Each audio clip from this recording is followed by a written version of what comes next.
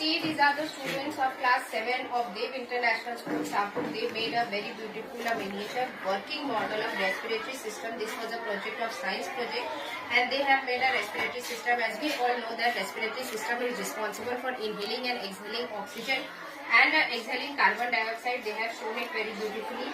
These are two chests, and these are the respiratory system in which we inhale oxygen. It purify the air and the waste carbon dioxide is come out through this respiratory system. See, this is a working model. They have used balloon in this project, and they are showing how our lungs, when we exhale air, it blows, and when carbon dioxide comes out, it loosens up. So this is a model which they have made and trying to show us how respiratory system works. Thank you for making this model and making us understand so nicely. Thank you all of you.